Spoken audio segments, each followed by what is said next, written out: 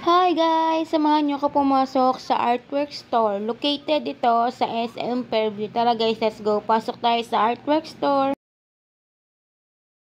Chocolate yarn? Pa-fall. Dark chocolate.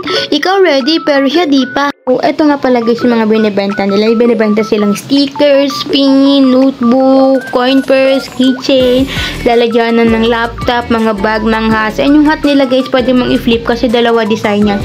So for example, ang design sa labas is red. Ayaw mo ng red, gusto mo yellow, pwede. Flip lang.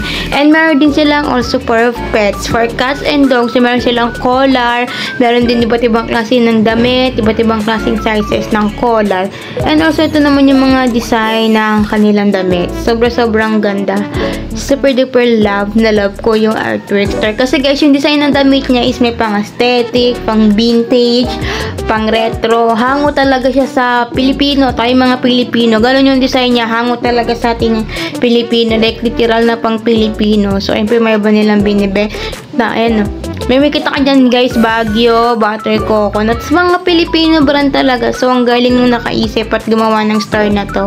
Super love it. And sa mga mahilig mag-junk journal dyan, mahilig mangolekta ng sticker, yan. Marami silang sticker na pwede nyong gamitin. 99 pesos lang yan. Nakalimutan ko magkano presyo ng keychain. Pero, nabili man na silang notebook, and then ayun pa yung other damit nila. And, pag bumili kayong dalawang damit, may makukuha kayong free na isa.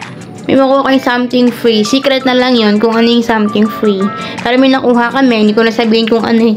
So, ang Artwork Store, guys, ay located sa SM Fairview.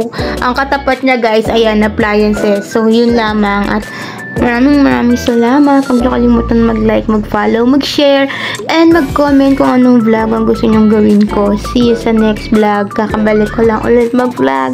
So, bye-bye, guys. Mama.